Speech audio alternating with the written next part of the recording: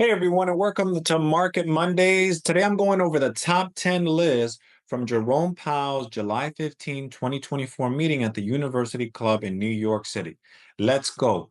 Number one, inflation is at 2.5%. It's been hovering, it even got as high as 4%.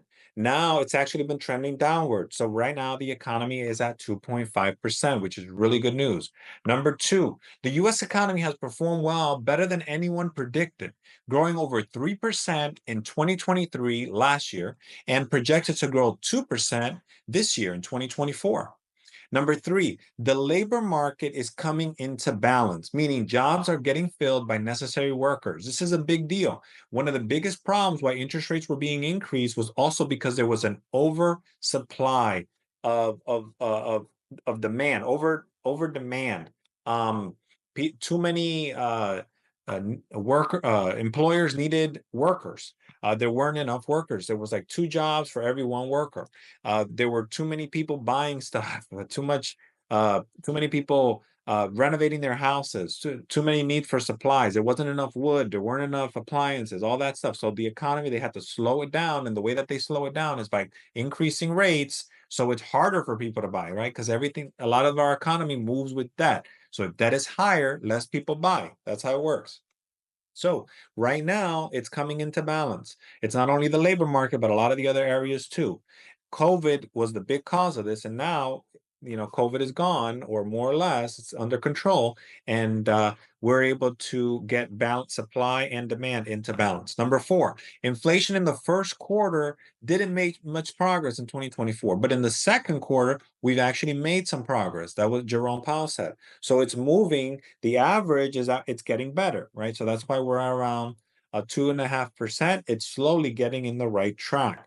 Number five, unemployment increases would lead to faster rate cuts. For example, the Federal Reserve has two main mandates from Congress. So Congress says, Federal Reserve, I need you to do two things. All right, I need price stability, and I want stable employment, right? So price stability, stable employment. Price stability is inflation, right? So they don't want inflation getting too high because that ruins price stability. But then employment, um, stable maximum employment means that they also can't let unemployment get out of control. They don't want to get unemployment to 5, 6, 7, 8, 10%, right? So right now they said if inflation is under control but employment starts going up, then they're going to have to cut rates. That's not happening right now. I just went to 4.1%, but this is what he said. Number six, the target for inflation is 2%, but they don't need to wait to get there to lower rates as long as it's moving in the right direction. So like I said, it's at 2.5. At the beginning of the year, didn't do too much, but then here the last quarter did quite a bit. So if it's averaging keeps coming down, even if it's slowly, they may cut just to kind of prevent it from getting under 2%, because they want it to get right around that 2% number so we don't get into deflation, because deflation is actually worse than inflation. But that's another video. All right. Now, rate cuts before the election are possible. The Fed does not make decisions based on politics, as it's already hard enough to decide when to cut or increase rates. They just focus on the data. So they could do a cut before November 2024. All right. Number eight, future rate bottoms won't be where they were before. Before, interest rates for mortgages were around 3, 4%. We're talking about 2020, 2021. Now they don't expect to bring rates down to that point. An average rate, a neutral rate, they expect where it's not too easy money, it's not too restrictive. In the middle would be somewhere around 4 to 6%. Think 5% as a good number. Number nine, the US government is 35 trillion dollars in debt, and it's adding 1.6 trillion to $2 trillion per year. It's a manageable debt right now, but long term, it's not sustainable. The Federal Reserve chair said there are concerns about it in Congress. However, and this is separate, there hasn't been any policies as of late to solve this. Number 10, hard landing is not expected. Hard landing means recession. Right now, it's not in the cards. Anything can happen, but in the short term, not expected.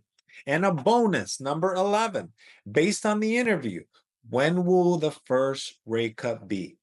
If the data continues showing inflation coming down, my estimate is that in September, we're going to get a quarter point rate cut. Now the markets are already showing, they're saying as that it's going to be, it's like they're betting that it's going to happen in September, but also the rates have already started coming down, and I'm going to show you.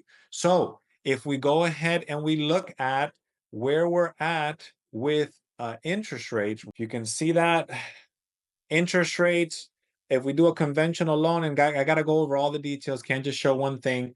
So $400,000 house, 20% down, $80,000. That means a loan of 320, 30-year term, 6.65% APR, gives you a mortgage payment of $2,402, taxes of $4,000, insurance of $1,500, credit score of 800, loan origination fee of 1.99%. What's the rate?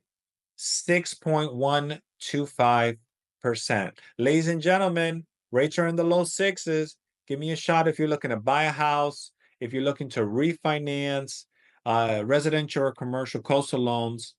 And of course, please make sure to subscribe and like this video. All right. With that, I'll leave you until the next one. Take care. Bye-bye.